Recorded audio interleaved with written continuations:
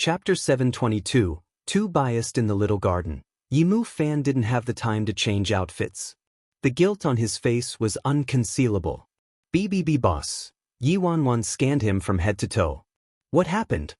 Yimu Fan was very obedient and confessed instantly. Wanwan, I'm sorry. I made a mistake.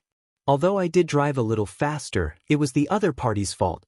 He was driving in the opposite direction. So the car is damaged. Are you injured? Yi Wanwan frowned. Just some abrasions, Yimu Fan replied weakly. Yi Wanwan, as long as you're fine, it's all right. Never mind that the car is damaged. Wanwan. Yimu Fan was teary-eyed when he realized his sister wasn't scolding him. Previously, Yi Wanwan really was too strict with him, which made him so submissive whenever he saw her now. Have you settled that issue with Yi Juncheng? Yi Wanwan asked. Yimu Fan grinned. Don't worry, it's settled.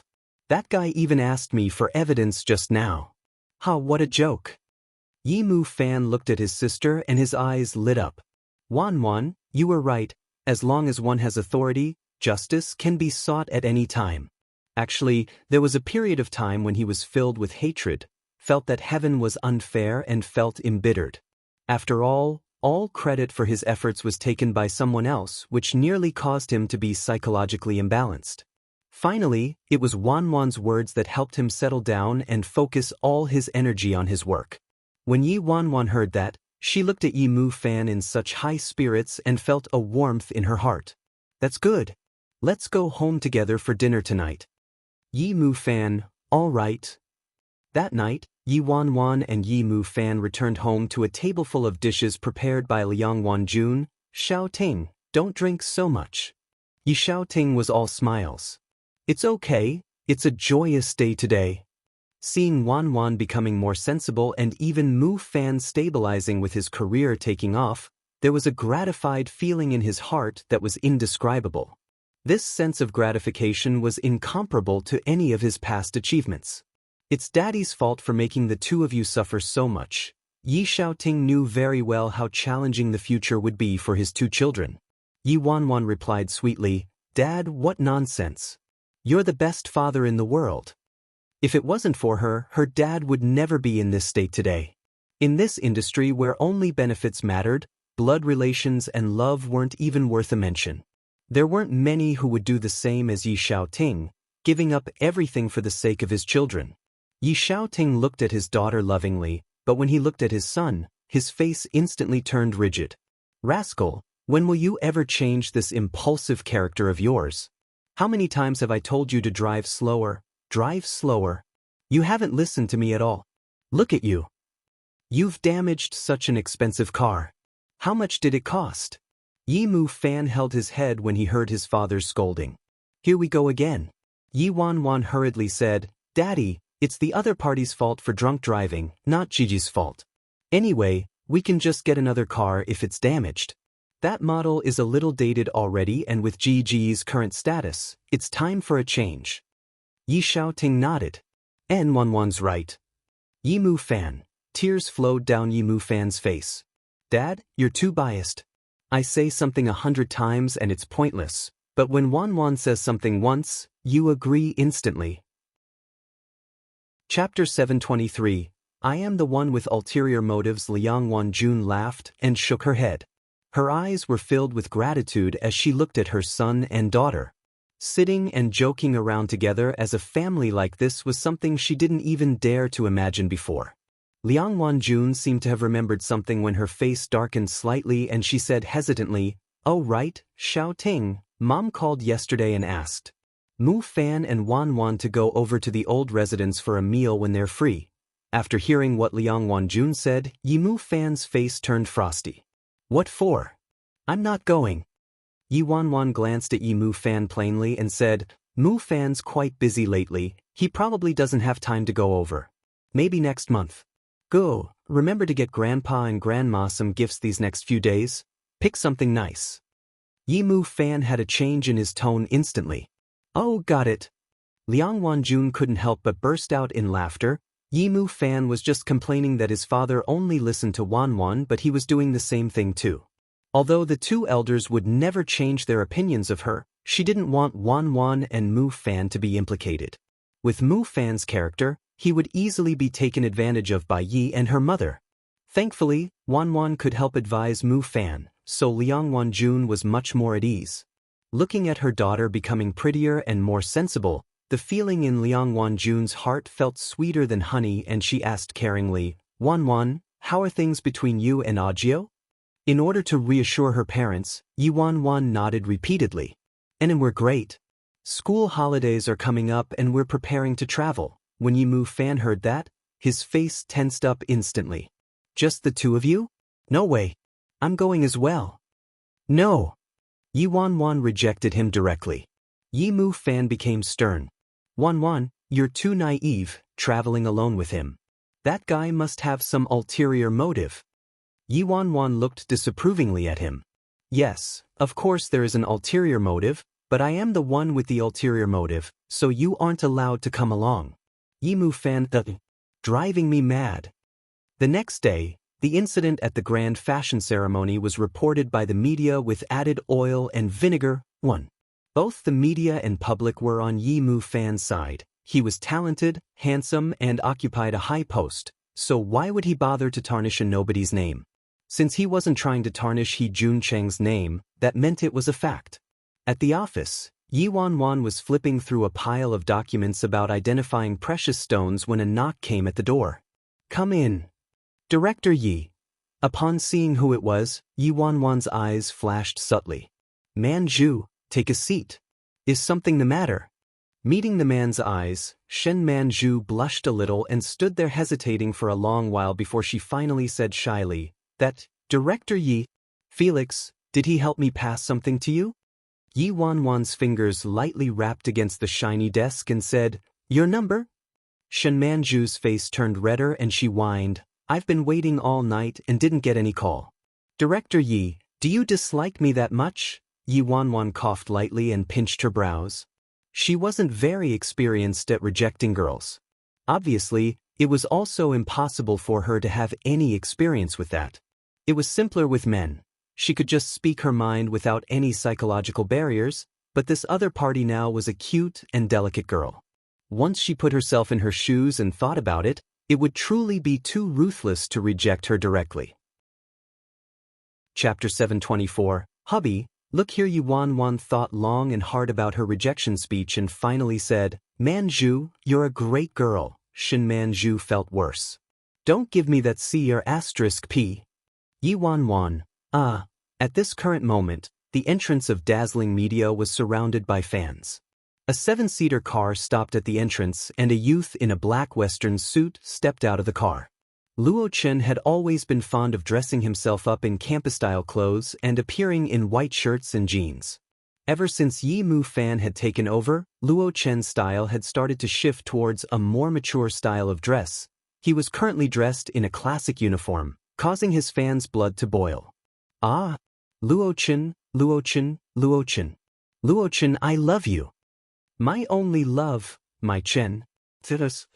You'll never fall. Hubby, look here." Ever since Terrifying Dragon 2 aired, Luo Chen experienced a burst in fame and directly entered the ranks of A-list newbies. While the fans were screaming continuously, another person stepped out of the 7-seater car. Gong Su still had his cherry blossom pink messy hair, but his style had totally been transformed by Yi Mu Fan. He was no longer wearing those blinding neon colors and was more focused on taste and character. He was still arrogant and unruly, but he was no longer so brainless and nonconforming who attracted a large batch of fans who cared only about an artist's looks. Gong Su straightened his collar and was upset.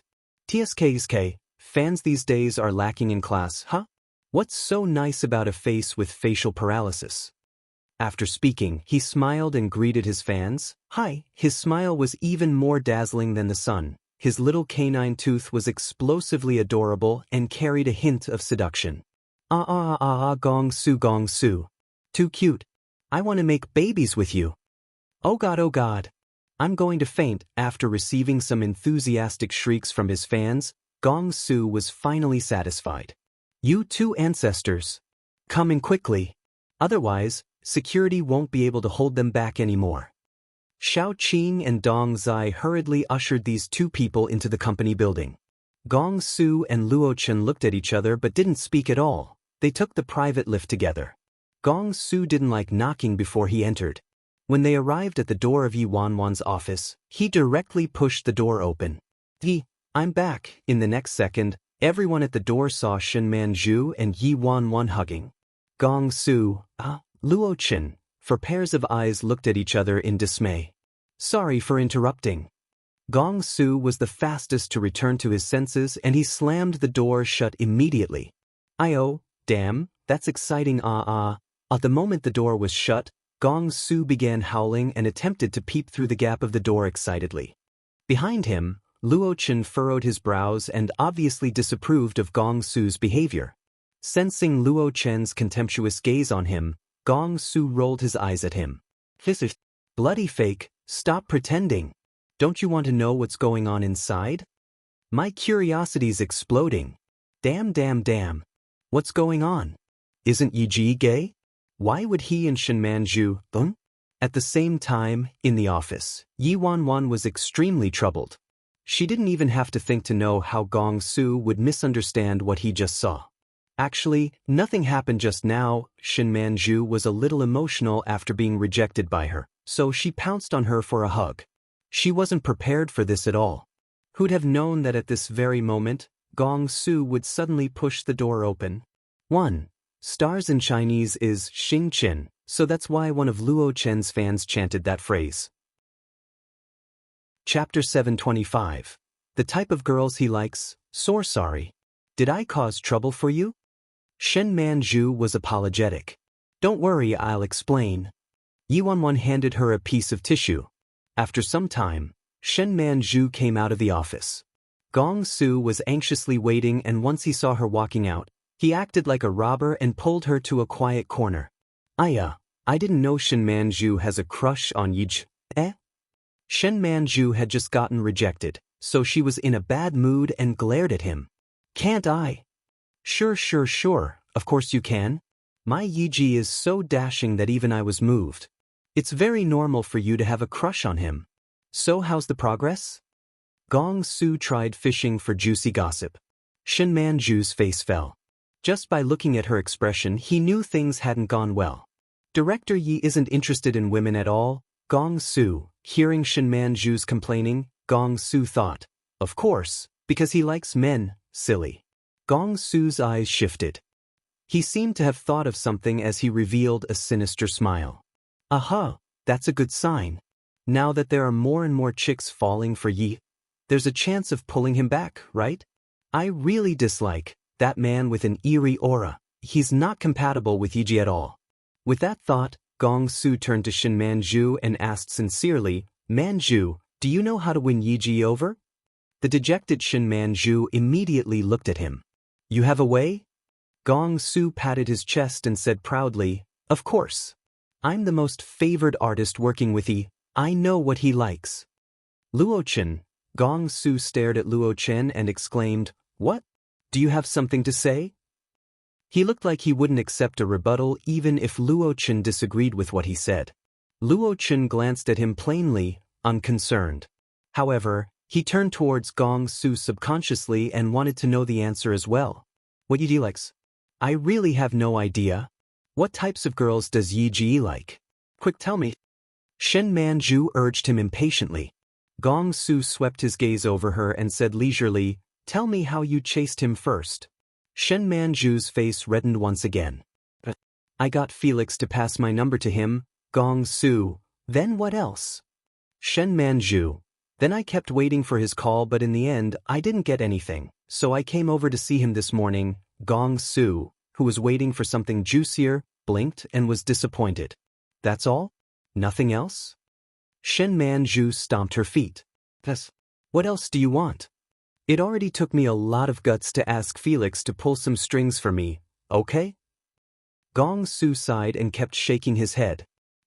This won't do. You're not doing it right at all. Do you know what types of girls Yiji likes? Bullshit. Obviously I don't, which is why I'm asking you. Are you going to tell me or not? Stop beating around the bush.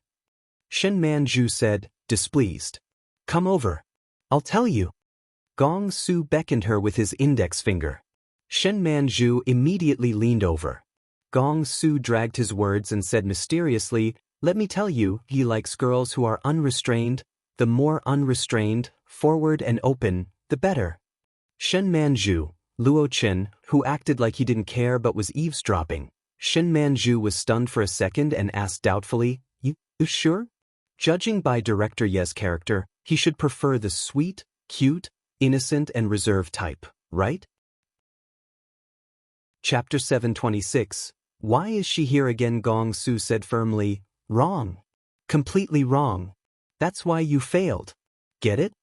Shen Manju wasn't fully convinced. Really? Gong Su spoke matter-of-factly. Absolutely. So be bold and go get him. Seeing how certain Gong Su was and considering that he was one of the artists closer to Yi Bai, Shen Manju finally believed him and looked enlightened. I always thought you liked someone more reserved, but now I know. Hee, you don't need me to tell you. I'll give you a big red packet if I succeed. Shen Manju looked as if she was enlightened with infinite wisdom. You're welcome, you're welcome. After Shen Manju left, Luo Chen knitted his brows and glanced at Gong Su. What nonsense are you talking about? Gong Su rolled his eyes. What do you mean nonsense? How do you know Yij doesn't like girls who are unrestrained? Luo Chen, who wanted to speak but couldn't refute his words, even though he was Yi Ji's artist and Yi Ji knew him very well, he didn't know much about Yi Ji at all. After all the gossip, Gong Su finally pushed the door open and entered the office. Your luck with women isn't bad, huh? Yi Wanwan glanced at Gong Su's despicable face and threw a stack of newspapers at him. On the cover was another piece of gossip about Gong Su and another female star. Gong Su didn't dare to be cheeky anymore. He wailed loudly, I'm innocent. This time, it was that woman who had malicious intentions to freeload on my popularity. I'm very picky, okay? How could I fancy someone like her? That night, at Pearl River Regal Riviere, Yi Wanwan glanced at the stack of documents about identifying precious stones on the coffee table, then tossed aside the thick pile of documents Si Han prepared for her. She told her parents before that she was going on a holiday, but in reality, she was going to Myanmar by herself. Her first task as part of the C Corporation was to procure raw stones. This was her very first assignment as the future mistress of the household, so it was extremely important. However, she couldn't guarantee a definite return from gambling in stones, even if she was an expert, much less a beginner who was desperately cramming all the relevant knowledge. However, she still chose this risky task. Yi Wanwan was in deep thought when suddenly, there was someone at the door again. Si Han is here so quickly? Yi Wanwan quickly got up to open the door.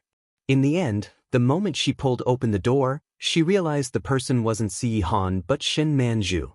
Manju. Upon seeing her, Yi Wanwan was somewhat taken aback. Thankfully, she hadn't changed out of her male disguise. But what's she doing here at this hour? The director, may I come in? Shen Manju was dressed in an oversized black coat and was completely wrapped up. Please come in. After she entered, Yi Wanwan poured a glass of water for Shen Manju. Manju, why are you here at this hour? Is there something urgent? Shen Manju seemed a little nervous. She gulped down half the glass of water. When she recalled Gong Su's advice, she didn't drag things on and immediately got straight to the point. Yi, can't you give me a chance? Yi Wanwan was stunned. So she hasn't given up.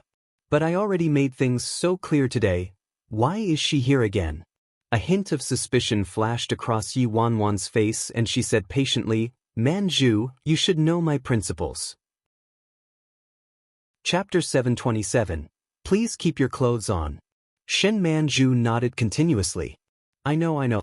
Everyone in the industry knows you wouldn't get involved with an artist under your care. Yij, don't get me wrong, I don't mean it that way. I don't need you to give me any resources or whatsoever, and I also don't want you to break any unspoken rules for me. I'm very innocent, very pure. Although Shen Manju didn't say it out loud, Yi Wanwan understood what she meant. She didn't want to play with the unspoken rules and merely wanted to have sex with him. Very pure indeed. After saying her piece, Shen Manju took a deep breath and stood up slowly. Then she placed her hands on the sash of her coat. Director Yi. When Yi Wanwan saw this, she furrowed her brows and suddenly had a bad feeling. All she saw in the next second was Shen Manju pulling her sash and opening her coat. Shen Manju wasn't wearing anything inside, just very sexy, provocative lingerie. Yi Wanwan. It was as if Yi Wanwan had a tsunami in her brain all of a sudden. Damn, aren't you a bit too forward, huh? She was so reserved in the day, but at night, she suddenly transformed. Why is she so bold and unrestrained all of a sudden? What happened exactly? Despite how calm and collected Yi Wanwan was, she was completely flabbergasted and began coughing violently. Just as Yi Wanwan's brain was buzzing from the shock, there was a click at the door at the front door. There was the sound of the door unlocking, then came a pair of familiar footsteps. Shit, I'm dead. There was only one person who would come over at this hour who had keys to her apartment. When Yi Wanwan finally regained her senses, it was too late. Si Han had already made his way in and seen the situation in the living room. Yi Wanwan. But the second Si Han saw the scene, his eyes constricted instantly and his face turned ugly. And Yi Wanwan picked up the blanket next to her and threw it over Shen Manju at the fastest speed in her life. After that, she charged toward Si Han like an arrow and covered his eyes with her hands. Close your eyes. Ah, at this moment, Shen Manju realized someone had entered the house and she screamed in terror. The living room was in complete chaos. Bloody hell, what's going on here? Yi Wanwan was tense. She stared at Si Han and didn't allow him to open his eyes while speaking to Shen Manju. Manju, put your clothes on properly and leave right now. This is my friend and he won't say a word about this. Shen Manju was shy and embarrassed at the same time but still remembered Gong Su's advice. Director Yi, I really like you. Hey, please stop talking, I'm begging you. Fortunately, Shen Manju was apprehensive since there was someone else in the room and didn't speak anymore. She got dressed and left swiftly. Shen Manju finally left. Yi Wanwan almost collapsed. There were layers of cold sweat on her back. A few seconds later, Yi Wanwan lifted her eyes and saw Si Han still standing near the door with his eyes tightly shut. When Yi Wanwan thought about what Si Han might have seen just now, she wasn't even afraid of him anymore but was furious instead. Hence, she stomped towards him. Yi Han. How could you simply have come in without knocking? Even if you have the keys, you should at least knock first. You saw it, didn't you? You must have seen it. How much did you see? Ugh, I'm so mad. Chapter 728. You were all I saw. Si Han opened his eyes. You're not allowed to open your eyes. I'm still mad. Yi Wanwan immediately yelled. Actually, although Yi Wanwan was just being paranoid, she still felt somewhat uncomfortable when she thought about what Si Han might have seen. Si Han closed his eyes once again and said expressionlessly, "Put those dirty thoughts away, I didn't see anything." Yi Wanwan pouted. Liar.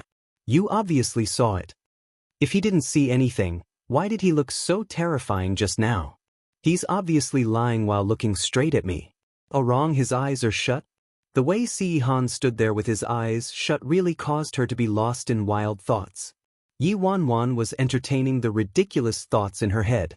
After some time, Si Han suddenly spoke up. I didn't, you were all I saw.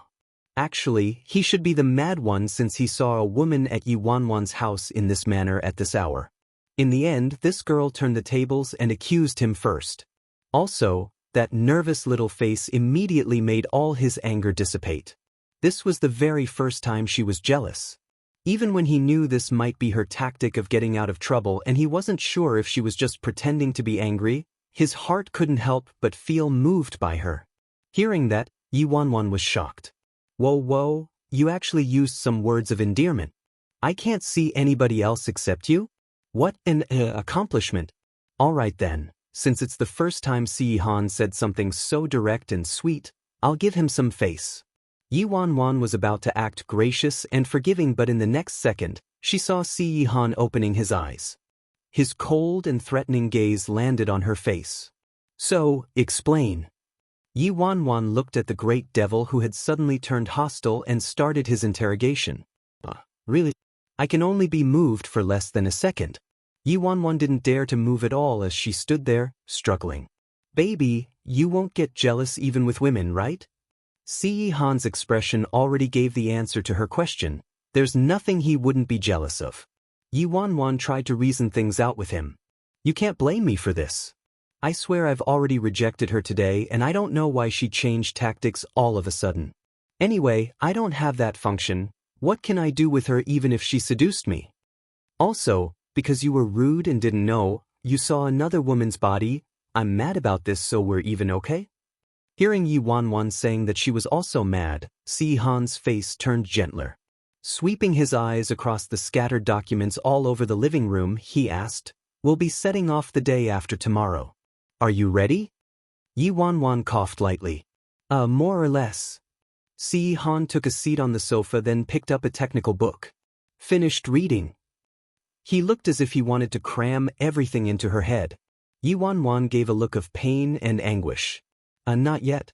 I've been reading these things every single day and my head is about to explode soon. I only want to look at you right now. Alas, that didn't work on Si Han at all. He said, Come here. Yi Wanwan hurriedly promised him, Darling, don't worry. Since I dared to snatch this task away from Qin Ruoxi, I won't let you down. I'll make sure I'll do a perfect job. Chapter 729. Great at acting. Actually, she couldn't really blame Si Han for being so paranoid about her. In her previous life, Si Han tried many times to pave a way for her, but she messed up each chance. However, this time, she would not make the same mistakes. The next day, in the C Corporation conference room, Si Han sat on the main seat in the middle. On his left was Yi Wanwan, dressed in a champagne-colored professional outfit. Si Han held her hand and guided her for so long. This was the first time he officially brought her into the company as his personal assistant. She was in a position where she could intervene with the affairs of any department, familiarize herself with the company in the shortest time, and build her network. Good morning, everyone. Please give me your guidance in the days to come. Yi Wanwan stood up gracefully and gave a simple greeting. As Si Han was sitting right there, it didn't matter what those people were thinking. There were warm and welcoming smiles on everybody's faces, and of course, Qin Ruoxi was the first who stood up and applauded. As Chairman Xi's health is not suitable for long-distance travel, I will be going on the Myanmar trip on his behalf, Yi Wanwan said. At first, Qin Ruoxi was confirmed as the one going on this trip, but her role was snatched away by Yi Wanwan. Qin Ruoxi acted like she didn't hold the slightest grudge and said calmly, For the procurement of jade on this trip, I have prepared quite a bit and done some market research as well. Assistant Yi, if there is anything you are unclear about, you can approach me for assistance anytime. What she said was simply reminding everybody that Yi Wanwan was taking credit for her work. Qin Ruoxi obviously acting, so Yi Wanwan played along. Yi Wanwan pretended like she didn't sense anything and said innocently, Thank you, Director Qin. I won't act overly polite then. The higher-ups who supported Qin Ruoxi almost couldn't contain their anger anymore seeing how arrogant Yi Wanwan was, but just one look from Si Han made all of them shake like quails. They didn't dare to even let out a fart and could only shake their heads in unison. Yi Wanwan looked coldly at them from the sidelines and suddenly felt that it was quite challenging to be in the position of these higher-ups. Not only did they have to be professional in their work, but they also needed to be great at acting. Si Han, meeting adjourned. Assistant Yi, come to my office. Yes. Yi Wanwan put on a bitter face and followed behind the cold and rigid figure. He's definitely going to nag at me again. Why does he have to worry so much? He already nagged at me the entire night yesterday, but he's still not giving me a break now. During the meeting just now, nobody dared to say a word, but once they were dismissed, everything they wanted to say came out.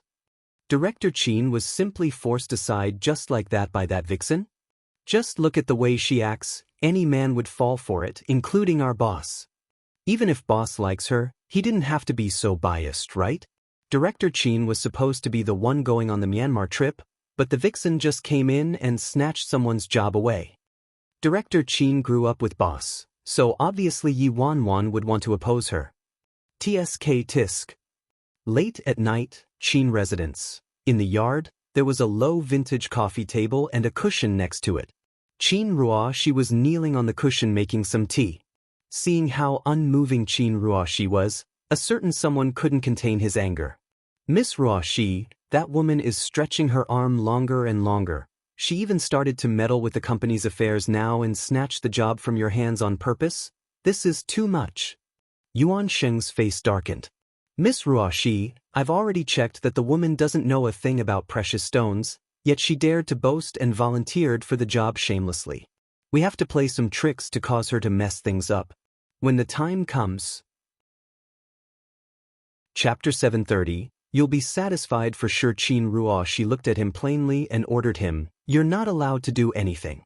Yuan Sheng panicked when he heard her. She's already bullying you and pushing you to your limit. Are you just going to continue taking it? Watching 11 and Feng Xianyi benefiting by following Yi Wanwan and seeing Qin Ruoshi's interests getting affected as a result, he was obviously in a panic. Before Qin Ruoshi could say anything, Shueli, who was next to them, had a look of disdain and exclaimed, Etchi is stupid. Miss Ruoshi already prepared a lot for the procurement of jade in Myanmar this time. Even if that woman successfully clinches the deal, credit should go to Miss Ruoshi. What will it have to do with her? The people in the company aren't fools, shouldn't they know better? When Yuan Sheng heard that, his expression turned much gentler and he mumbled, That makes sense. This woman took credit for Miss Ruoshi's efforts. It'll only make others dislike her more. A hint of light flashed in Shueli's eyes. When the time comes, we can simply use this incident to make her lose all favor with everyone. Qin Ruoshi took a sip of tea before she said, You're going to accompany her for this trip. You know what to do, right? Shueli replied swiftly, Miss Ruoshi, don't worry.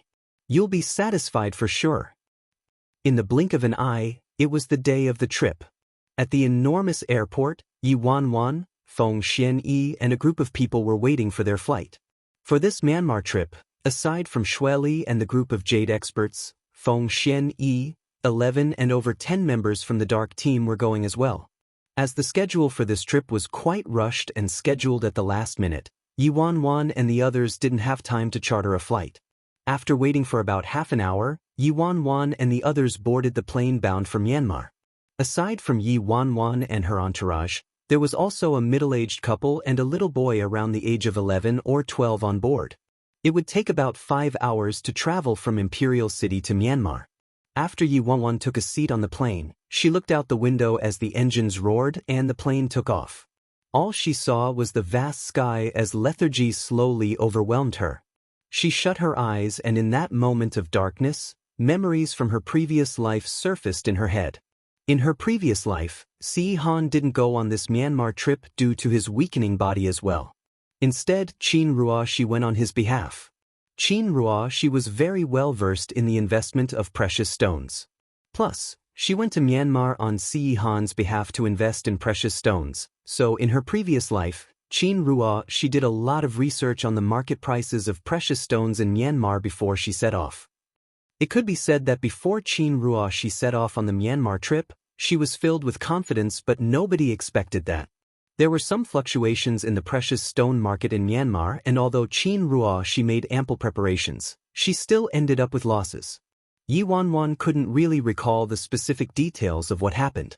In her previous life, even though she followed Qin Ruoshi and the others to Myanmar, they didn't allow her to meddle with the precious stone investments at all. On most days, they only let her follow them around and never allowed her to participate in any important company issues. One could say that, when Yi Wanwan went to Myanmar in her previous life, she was just a useless decoration. Qin Ruoshi and the others didn't care about her presence at all. Although that was the case, Yi Wanwan followed them around the whole trip, so as far as this present trip was concerned, she felt quite calm and confident about it. Chapter 731. Little Brat. Although Yi Wanwan didn't know much about investing in precious stones, there was gambling involved. As long as gambling was associated with it, there must be some luck involved. As they were gambling with precious stones, it didn't matter how skillful or experienced one was, he or she would not be able to be certain of making a profit. Otherwise, investments in precious stones would have vanished 100 years ago and there would be plenty of wealthy people everywhere on Earth, right? Memories from Yi Wanwan's previous life flashed in her mind. She slowly opened her eyes and watched as the white clouds floated by. Then she took out a book regarding investments in precious stones from her bag, about to obediently listen to Si Han's nagging to build her foundation of gambling with precious stones. But she only managed to read 3 to 4 pages before a hand suddenly appeared on top of her book and yanked it out of her grasp. Yi Wanwan was taken aback and lifted her head instinctively. The one who snatched her book away was the 12-year-old boy.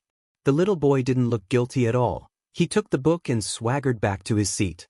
Yi Wanwan looked at the little boy as she said, "Little friend, could you please return the book to me?"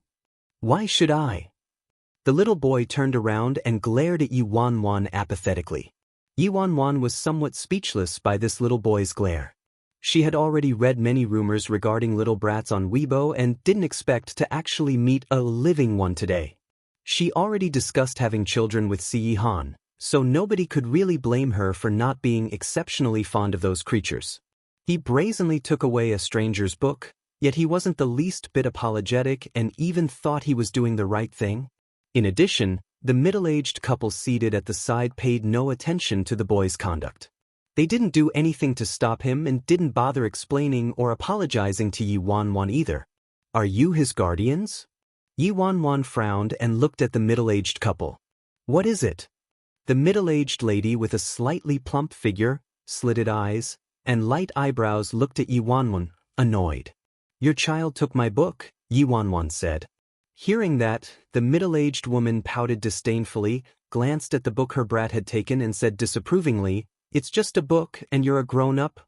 Why are you bickering with a child? Can't you let him take a look? Furthermore, can you even understand a word in this book?" What the middle-aged woman said caused Yi Wanwan to be completely speechless. Truly, a dragon breeds a dragon, a phoenix breeds a phoenix, and the son of a rat can dig a hole. Begets like, a pair of bratty parents obviously raise a brat.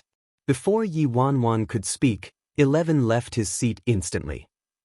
His face darkened and he snatched the book from the boy's hands instantly. "How dare you snatch my book?" The little brat saw that the book was snatched away from him and he exploded in fury. He lifted his feet almost out of instinct and was about to kick 11's thighs. 11 moved away slightly and the little brat couldn't even touch his pants at all. 11's face darkened further. He narrowed his eyes and looked at the little brat coldly.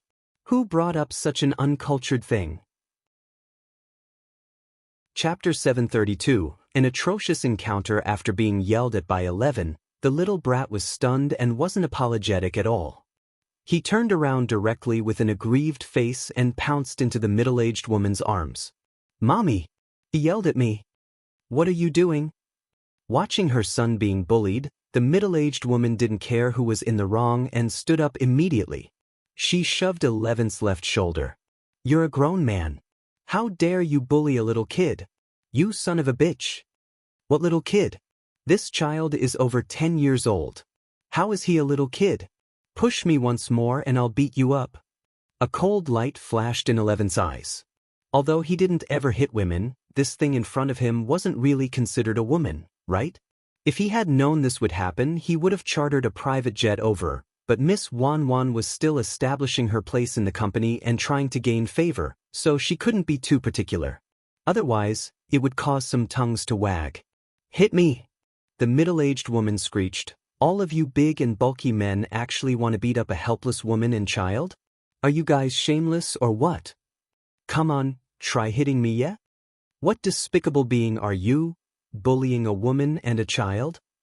The middle-aged man who had been silent the whole time suddenly stood up and waved his fist like he was about to punch 11. However, before his fist could reach 11, more than 10 dark team guards on the plane stood up. With over a dozen big and tall men standing up at once on the confined plane, it was simply eye-grabbing. In just a moment, the middle-aged man froze and over 10 pairs of eyes stared straight at him. It was as if he was sitting on pins and needles.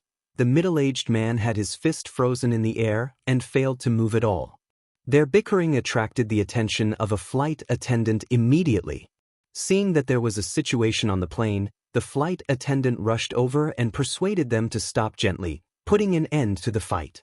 The infuriated and arrogant middle-aged couple didn't expect there would be so many people protecting Yi Wanwan and didn't dare to continue causing a ruckus. They took advantage of the flight attendant's persuasion, extracted themselves from the embarrassing situation and returned to their seats. Darn it. We'll deal with these people once we arrive in Myanmar. The middle-aged man sat down but was still burning with rage. He swept his gaze across Yi Wanwan and the others and scoffed, "These ignorant fools. How dare they provoke me? I'll make sure I put all of them to death." 11 couldn't be bothered to quarrel with this atrocious family. After he passed the book over to Yi Wanwan, he got the other guards to sit down. From beginning till end, Shueli and the group of experts hadn't said a single word and only watched coldly at this farce. Yi Wanwan took the book and didn't say much about it. Nobody really cared about a small episode like this. The plane finally arrived at their destination in the afternoon that same day. Myanmar, H City. Yi Wanwan and the others had just exited the plane when the family of 3 appeared again. "There are so many of you, but big deal. Just wait and see." The middle-aged couple glared sternly at Yi Wanwan then strode off. Yi Wanwan couldn't be bothered with this low-level family and didn't give a care about them. She picked up her luggage with 11 and everyone else and walked towards the airport exit. Before Yi Wanwan and the others walked out of the airport, a man wearing a pair of black shades and black top walked briskly towards them with a card in his hand. Chapter 733, City of Gambling on Stones. 11 and Shueli stepped forward to greet the person and seemed quite familiar with him. After they greeted one another, the guy in the black shirt smiled at Yi Wanwan and spoke very politely, "Good afternoon, Miss Yi. My name is Ma Bing. I am Mr. Su Yi's friend from Myanmar and I was informed of Miss Ye's visit this time, so Mr. Su Yi instructed me to pick you up." Hearing that, Yi Wanwan nodded. Before flying to Myanmar, Su Yi already informed her about this. This Ma Bing was very famous in City H. It was said that he worked for both the good and the bad sides and was quite experienced in gambling on precious stones. Myanmar's H City was known as the city for the gambling on precious stones. The exploding profits from gambling on precious stones had given this city its prosperity and buzz but also caused disorder in the city. Security was very disorganized and this city was a place where both dragons and snakes, one, existed. As the saying went, the mighty dragon is no match for the native serpent. If they relied on only 11, Feng Xian Yi and the others, it wouldn't be adequate. After all, they weren't familiar with the place, which was why Su Yi called up Ma Bing beforehand. This Ma Bing was part of the local mafia bosses, so with him around, it would save them a great deal of inconvenience. "Hello, Mr. Ma Bing, sorry to trouble you." Yi Wanwan smiled. "I'm Miss Yi, don't say that. You're the mistress of the household, so it's my pleasure to be able to service Miss Yi. Furthermore, Su Yi and I are bosom buddies. If it weren't for Su Yi that one time, I would have starved to death on the streets of Myanmar." Ma Bing chuckled. Yi Wanwan and the others followed Ma Bing and strode out of the airport. On the way out, Yi Wanwan asked Ma Bing about the situation in H City regarding the appraisal of precious stones. Ma Bing naturally answered her frankly. Myanmar's H City was known as the City of Precious Stones but was also the place where the risk of appraising these stones was highest. It was unlike ordinary gambling on precious stones. In H City, they only gambled on jadeite and the value of jadeite was very high right now. It had a huge international market and with such massive profits, many people came to try their luck. In addition, the precious stones in H City were also the most valuable in the world. All the precious stones here were judged by their sizes, color, and luster. Ordinary precious stones in the country were valued at tens of thousands of yuan to thousands of yuan per caddy, while the better ones from Myanmar's H City could reach up to hundreds of thousands of yuan per caddy. So, a rock weighing over 100 caddies would cost at least 10 million yuan. Once it was revealed to be an empty stone, there would be no return for one's hard-earned savings. In H City, there were many gamblers of precious stones who became wealthy or bankrupt overnight. Many of these speculators lost their family fortunes in gambling on precious stones. In order to find out whether the rocks were worth anything, the only way was to crack open the rocks, which also meant that the lives and possessions of speculators all depended on it. "Hey, Miss Yi, this industry of the jade trade, you either get rich overnight or lose your entire life savings. Ma Bing took small quick steps and stepped in front of Yi Wanwan. As a matter of fact, just a few months ago, a company specializing in precious stone excavation from H City excavated a giant rock weighing 300 caddies. It was a superb grade with regards to its color, luster, and quality. The value rose to 400,000 yuan a caddy, and it was said that it might contain a jade of the highest quality. Not long after, a rich merchant brought along an expert in precious stones to appraise the rock and spent over 100 million to buy that huge rock. Miss Yi, can you guess what the outcome was? What was it? Yi Wanwan laughed and probed curiously. Actually, she already heard about this in her previous life when she came to Myanmar. Chapter 734, How dare you hit me? Ma Bing slapped his thigh immediately and said, the huge rock that weighed 300 caddies and cost more than 100 million was completely empty, not a single piece of jade was inside.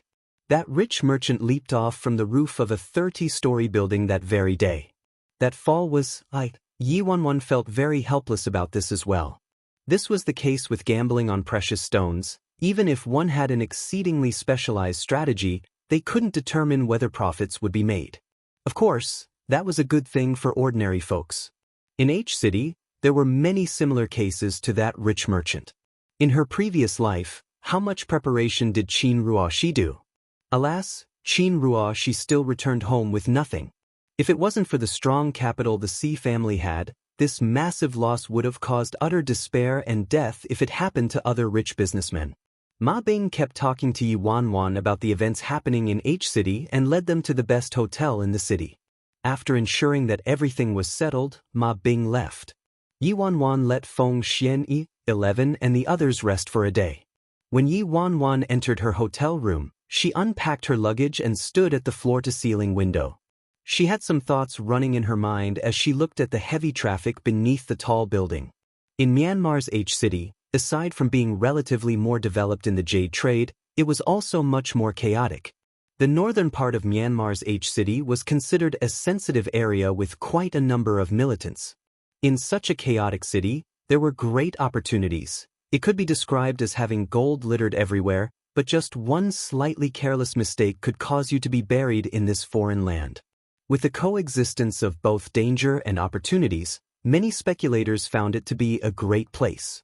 However, this great place had many skeletons of people with lost fortunes buried inside. Bang! The loud noise pulled Yi Wanwan back to reality abruptly. In an instant, Yi Wanwan furrowed her brows and turned towards the source of the noise. The originally strong and big door of the room was now shattered to pieces. Bang! In just a few blinks of the eye, the entire door of the hotel room was smashed open by someone. The second the door shattered, 34 youths charged into Yi Wanwan's room. These youths were hooligans. They had knives and clubs in their hands, and leading the group was the middle-aged couple from the plane. "It's this bitch!" The middle-aged woman yelled and pointed at Yi Wanwan the moment she saw her by the window. The middle-aged woman then charged forward ferociously. She raised her arm and directly waved it towards Yi Wanwan. Pow! But the moment that woman's arm moved downwards, Yi Wanwan remained calm and gripped that middle-aged woman by her wrist. The middle-aged woman's slap froze in midair. "How dare you retaliate?" The middle-aged woman glared at Yi Wanwan aggressively. "Do you realize your mother will kill you today?" Hearing that, a cold light flashed in Yi Wanwan's eyes as she lifted her hand and gave the middle-aged woman a tight slap. The sound of that slap was crisp and clear as it echoed throughout the suite. A fresh red mark of 5 fingers instantly appeared on the middle-aged woman's cheek. "How dare you hit me?" The middle-aged woman was stunned by Yi Wanwan's slap, shocked in disbelief. "With parents like the two of you, it was no wonder you raised a child like this," Yi Wanwan said indifferently. "You bloody bitch," the middle-aged woman bellowed. Following that, Yi Wanwan gave the middle-aged woman another slap. Nobody expected that this seemingly frail woman before them would actually be so daring to slap that woman twice. The people who came with the middle-aged woman were somewhat astonished. Chapter 735, A surprising outcome, hit her to death. The middle-aged man was the first one to regain his senses, and he yelled immediately. Hearing that command, dozens of youth charged forward and surrounded Yi Wanwan. Yi Wanwan looked coldly at the people around her without any fluctuations in her gaze. "Kill her!"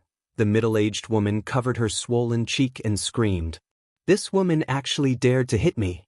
At that moment, those devils and monsters tried to charge towards Yi Wanwan. However, before they could lay their hands on her, dozens of figures suddenly charged into the room.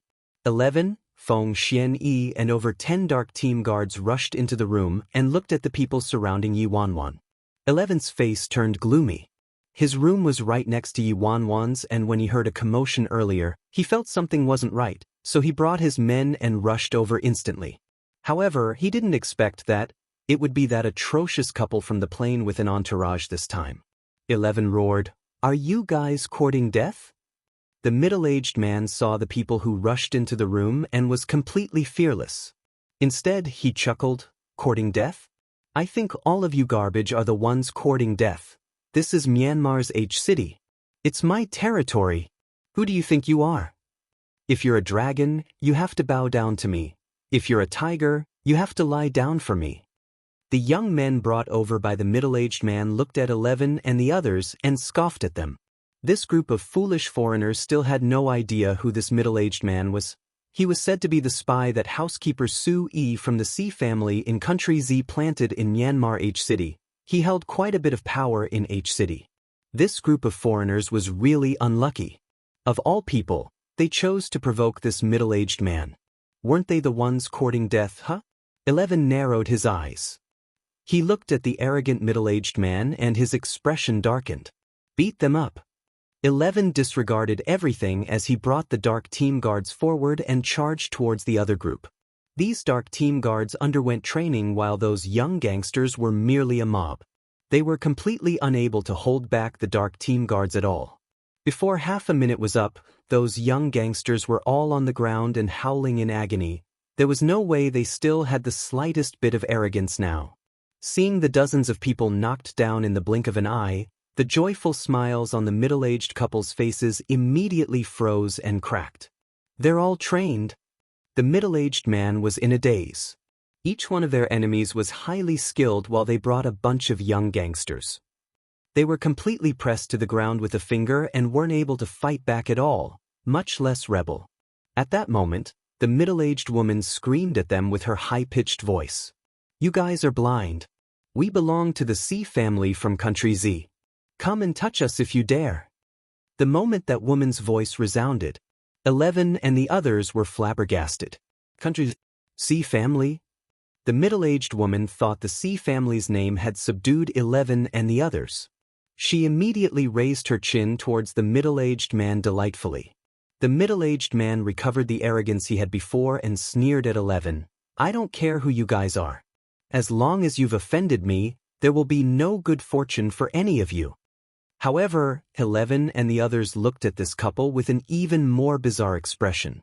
Yi Wanwan was also surprised by the name the other party announced. Chapter 736, Mistress of the Household. However, before 11 and the others could speak, Ma Bing returned once again. The second Ma Bing stepped into the hotel room, he saw the ground littered with little boys who were beaten up and his face darkened. He then raised his head and his face turned gloomier as he looked at the middle-aged couple who were gloating and feeling victorious. "Zhou Ken, my boy, you're remarkable, such a big troop you got there." Ma Bing turned to the middle-aged man and sneered. When the middle-aged couple saw Ma Bing, they were taken aback. The triumphant looks on their faces immediately disappeared into thin air. This Ma Bing possessed great power in H-City and was even a buddy of their boss, Su. But why is this Ma Bing showing up here? Could it be that Ma Bing had some connection with these people? "Oh, Zhou." The middle-aged man didn't have time to think as he smiled and quickly stepped forward, taking out a cigarette from his pocket. "Ah." Ma Bing sneered as he watched the middle-aged man bringing the cigarette over, and he shook his head sarcastically. "Unacceptable, unacceptable. Old pal, your reputation is too high now. I wouldn't dare to accept your cigarette." "Ma, what are you talking about? Is there some misunderstanding here? Do you know these people?" Seeing how Ma Bing was acting, the middle-aged man knew something was wrong. Although he didn't have much interactions with Ma Bing in the past, he met him a few times before and Ma Bing never treated him with such attitude. Aren't you working for Sui? Then, don't you know who this lady is? Ma Bing scoffed. This is... The middle-aged man's heart thumped violently. He stared straight at Yi Wanwan with a hint of doubt and anxiety. Old pal Zhou, you should know what sort of guy your boss Sui is, right? Ma Bing gave the middle-aged man side-eye. I do. Boss Su is someone from the C family in Country Z. How could I not know? The middle-aged man replied carefully. Since you know this, what on earth are you doing now? Ma Bing sneered, then looked at Yi Wanwan and said to the middle-aged man, this lady before you is the C family's mistress of the household. What? The middle-aged man was flabbergasted and stood rooted to the ground. After he returned to his senses, he stared at the indifferent and cold Yi Wanwan before him and his eyes constricted instantly. What did Ma Bing just say? This woman is the C family's mistress of the household. At this moment, the middle-aged man went completely blank. He felt like the world was spinning around him and his body went limp as he stumbled to the ground. If what Ma Bing said was true and this woman was really the mistress of the household, then those people there were the C family's dark team guards. No wonder each one of them was so skilled and dozens of their gangsters were beaten to the ground within seconds without a chance of retaliating at all. All the middle-aged man felt was his cold sweat becoming colder against his skin. He couldn't figure out why the mistress of the C family would come to Myanmar's H city and he didn't receive any calls from Sui beforehand. Furthermore, as the mistress of the household, even if she really came to Myanmar, she should have chartered a flight. Why would she be on the same plane as us? What mistress of the C family? Ma Bing, why should we believe what you said? The middle-aged woman shrieked. Damn it! Ma Bing glared at her sternly and gave her a tight slap on the face immediately. This slap sent the middle-aged woman rolling on the ground. Chapter 737. Building forces. Seeing her man still being sluggish and in a daze, the middle-aged woman shoved him. Are you a man? Your wife got beaten by him. What are you still standing there for? You bitch! The middle-aged man returned to his senses and cursed at her before punching her to the ground. Ha! Ma Bing stared at the middle-aged man. Old pal Zhou, you're amazing. You have a knack for doing things, huh? Now, you dared to even offend the mistress of the household, Miss Yi. In the future, you'll be my big brother. I'll be your humble little brother and let you order me around. What do you think about that? Isn't that fantastic? Hearing that, the middle-aged man started sweating profusely. He didn't expect that this woman would actually be the C family's lady of the household. If he had known, he wouldn't have dared to offend her at all even if he had 100 guts. Miss Yi, I didn't know. Miss Yi, you're generous and forgiving. If I had known about your identity, I wouldn't have dared to do that even if you gave me 100,000 guts. Panicking, the middle-aged man fell to the ground and went on his knees. He crawled to Yi Wanwan and stuttered. Get lost. One of the dark team guards kicked him aside. You used the C family's name and tried to crush all of us. You're so daring that you even dared to kick down Miss Ye's door, huh? Another dark team guard sneered at the middle-aged man. Why don't we do this? I will deal with this person here and this group of scumbags. Ma Bing swept his gaze across the dozen young gangsters who were as silent as cicadas in the winter. Sorry to trouble you again. Yi Wanwan nodded slightly but didn't know whether to laugh or cry in her heart. Yi Wanwan didn't expect to encounter such a thing in H City, not to mention someone working under Su. Miss Yi, don't mention it. It was my fault for not noticing earlier. Ma Bing sighed, then waved towards the door. Over 10 men in black shirts rushed into the room at once and escorted those youths and the middle-aged couple out of the room. When that couple was dragged out of the room, they were still wailing and begging for forgiveness. But those voices diminished slowly as they were dragged further and further away. After dealing with this pair of tyrannical paper tigers, Ma Bing then immediately requested a new suite for Yi Wanwan and sent a warning to the hotel manager. After all, the middle-aged man was able to locate Yi Wanwan's room, so he must have received a tip-off from someone at the hotel. If this hotel manager continued to be so negligent, that wouldn't do. When everything was settled, this incident came to a close. In her new room, Yi Wanwan looked at the face of H City through the windows. After this incident, Yi Wanwan realized the importance of having her own force. She couldn't always rely on the C family's reputation. Power would be her greatest bargaining chip. If she could have her own forces? Suddenly, Yi Wanwan's eyes lit up and she thought of something. She vaguely remembered that in her past life when she arrived in Myanmar's H City, although she didn't go out alone often, she heard some news about H City from the dark team guards. In her previous life, it was said that a group of mercenaries was having a major fight with the local forces outside of H City, and everyone was killed eventually. If she wanted to build her own force, this seemed like a good starting point. If she could save those mercenaries for her own use. Yi Wanwan's eyes glistened slightly. She then looked through her phone contacts immediately and called someone. Chapter 738, hired a group of 5 brick-moving foreigner. Hello, who is this? Do you need someone to move bricks? Yi Wanwan, move bricks? This is famous Yi. Yi Wanwan pinched her brows. This is so weird. Oh, Boss Yi, have you changed professions? Do you need me to move bricks for you? The brick-moving foreigners sounded a little urgent. And no, I wanted to ask if this is really your phone number. Yi Wanwan sighed. She was trying to contact that young devotee.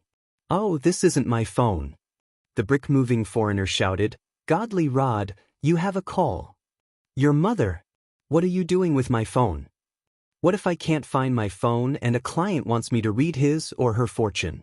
Losing one client is equivalent to 1 month's pay of brick moving for you. Can you afford that, huh? Hello, this is the humble devotee. Feng shui or fortune-telling? Are you dropping in or would you like me to head over? There is an extra charge if you want me to head over. The devotee took the phone away and blurted out a fluent string of words. Yi Wanwan was somewhat speechless but still managed to compose herself. Neither fortune-telling nor feng shui. The humble devotee, are you nuts? Why did you call me then? Yi Wanwan let out a deep sigh in her heart and replied, I am famous Yi. Oh, so it's sis famous. The devotee changed his tone instantly. Boss Yi, what can I do for you? The devotee was taken care of by famous Yi during the filming before and earned $100 by simply playing dead. It was quick and easy money. So seeing that she was calling him again, he thought there'd be some business to do. Yi Wanwan laughed. Is everyone there? Yes, yes, yes. Boss Yi, don't worry, even if we're not together, we'll get together just for you. This time, even our captain is free. Tell us, what do you need us to act as? There will still be meals provided this time, right? And Yi Wanwan thought for a moment before speaking. There is indeed a job and it's great that all of you are together, but it requires you guys to go abroad. Abroad? The devotee was stunned, then he shouted, Boss Yi has a job for us and we have to go abroad. Do we take it or not? After hearing a bunch of noises through the phone, the devotee answered, Boss Yi, which country is it? Is your filming crew going away to film a scenic shot? Sort of. Myanmar's H City. Please check if all of you are able to come over, Yi Wanwan said. Going to Myanmar? Captain, do we go or not? After some time, the devotee said, Boss Yi, it's like this. Although we're willing to accept your job, we don't have the money to take a plane. It's about $3,000 for a return trip and with 5 of us, it will cost up to $15,000. I will reimburse you, Yi Wanwan replied. We don't have money to take a plane at all, it's not a matter of reimbursement. How about this, you transfer $15,000 over first. Miss Yi, don't worry, we've known each other for some time already. We won't lie to you. The devotee slapped his chest and promised her. Yi Wanwan was very straightforward. She took down the devotee's bank account number and transferred the flight money over. Wait, Boss Yi, we need to charge more for this trip.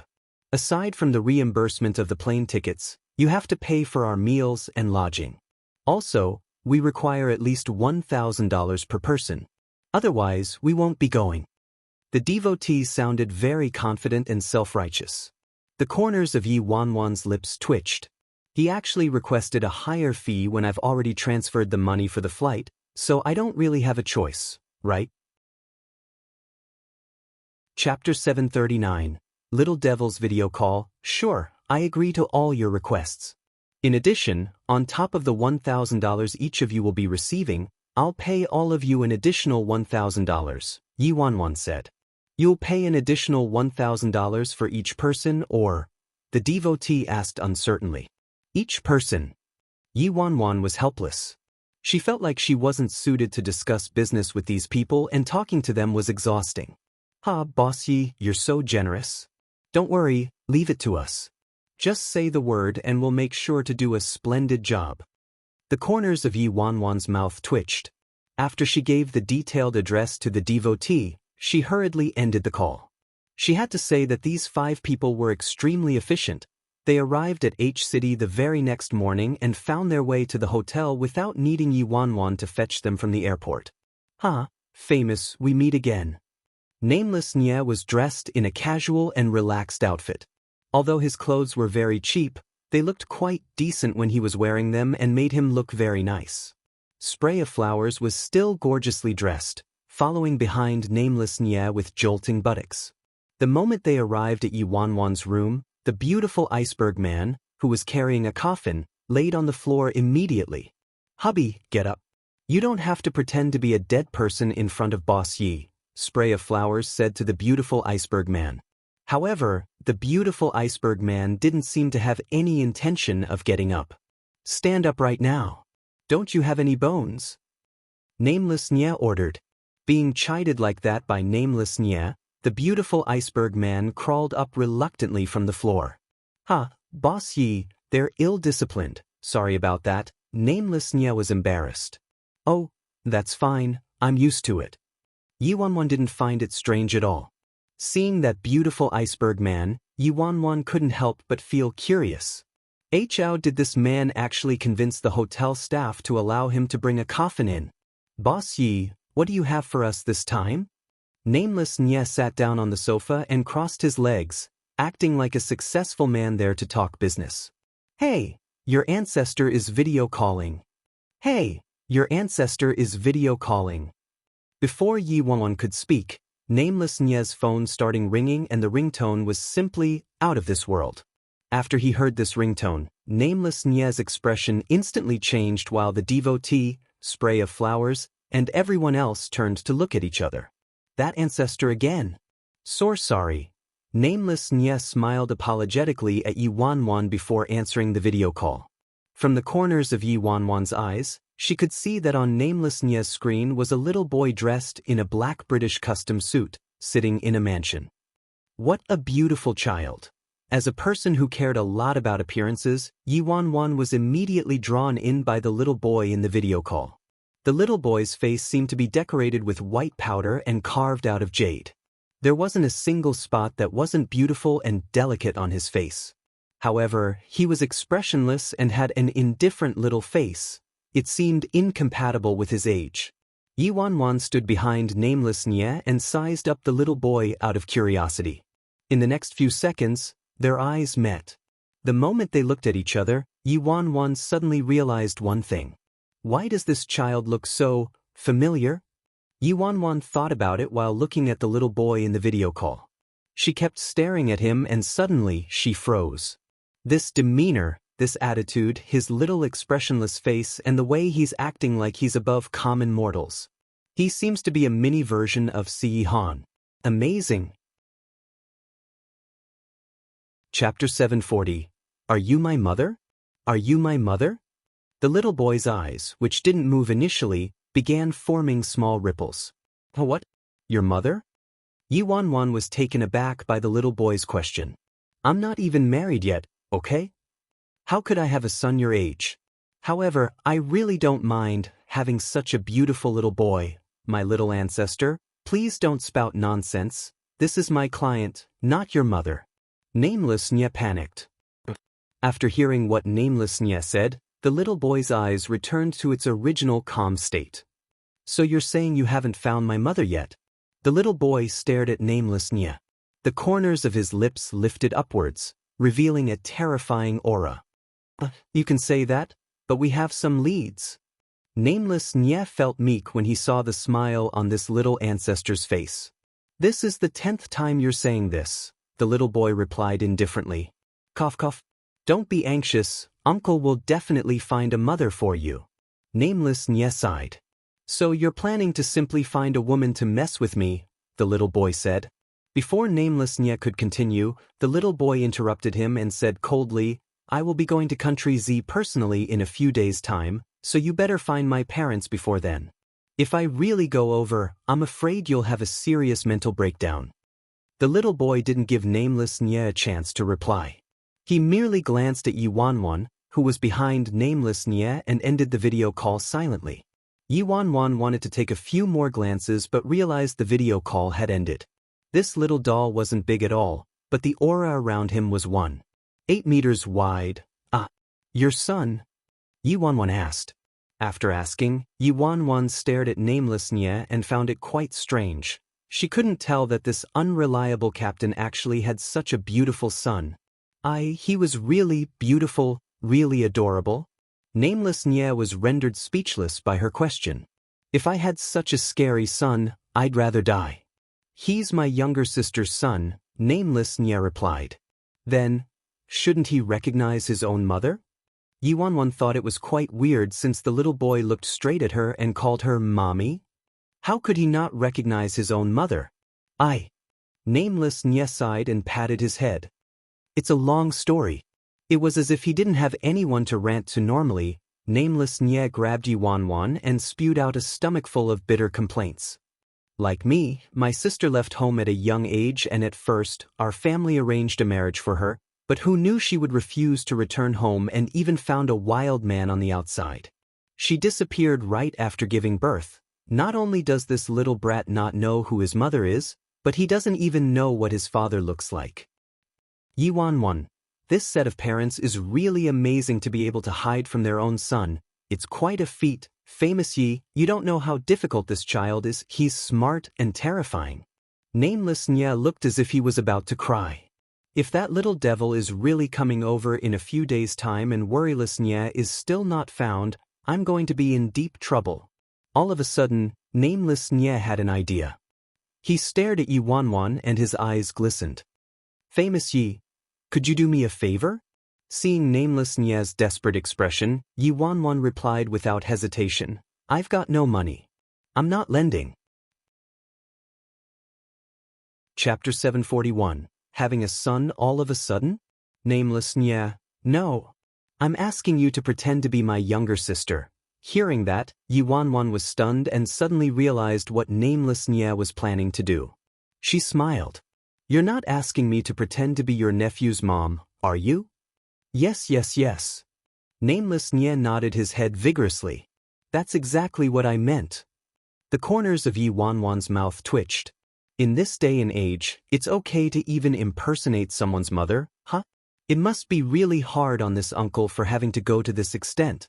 But Yi Wanwan wasn't sure why the image of the serious little boy in a customized black suit kept appearing in her head. The little guy's deadpan face and haughty attitude really resembled a proud little kitten. She didn't really detest the idea of pretending to be his mom. Moreover, Yi Wanwan would need the help of Nameless Nye and the others later in H City, so she might as well do him this favor. But didn't you tell your nephew during the video call just now that I'm your client? I don't think your nephew is a fool. Yi Wanwan thought about it carefully and spoke up. Don't worry. No matter how smart he is, he's still a kid. By then, I'll just say I wanted to give him a surprise so I didn't admit you were his mother. Seeing that Yi Wanwan was agreeable, Nameless Nye got excited and looked happier than if he received 10 bowls of dumplings. All right then, you're his uncle. You have the final say. Yi Wanwan shrugged indifferently. Oh right? Could you see if you're able to help him find a father or something? Nameless Nye laughed. Excuse me? Yi Wanwan thought she heard him wrong. You've already come this far. Just help me all the way. How about you get your boyfriend or husband to pretend to be his father? Nameless Nye suggested. When Yi Wanwan heard that, she immediately thought of Si Han and shivered from head to toe. She couldn't even figure out how to explain this, not to mention whether or not Si Han would be agreeable. Furthermore, Assuming that Han agrees to it, I'm afraid the entire planet would freeze with these two icebergs colliding. I just don't think this is such a great idea. I'll think about it. I can't give you an answer right now, you'll have to wait till we return. Yi Wanwan sighed. Why can't you give me an answer now? Nameless Nya asked, dissatisfied. Don't you think I have to discuss something like this with my lover first? After all, we're actually having a son all of a sudden. Yi Wanwan had a headache as she pinched her brows. Fine. That makes sense, then sorry to trouble you, famous Yi. Nameless Nya nodded. As long as she agreed to it, everything should be fine. The devotee, Spray of Flowers, and the others were shocked. Each one of them shook their heads. If Little Devil finds out Nameless Nya found someone to impersonate his parents, the consequences will be disastrous. Isn't Captain a little too gutsy? Whatever it is, we don't know anything, don't have a clue at all, and it had nothing to do with us. Captain will have to take the blame if anything happens. Let's talk business first, Yi Wanwan said seriously. Hearing that, the few of them instantly became enthusiastic and sat upright, facing her with rapt attention. Boss Yi, we agreed earlier that the plane tickets, meals, and lodging would be paid for, and each one of us would be paid $2,000, right? The devotee wanted to confirm their salaries with urgency. He remembered this sort of thing very well. Yi Wanwan, that's right. Chapter 742, Haggle. So, Boss Yi, what roles do we have to play this time? Are we still playing a walk-on part? Could you give us better roles?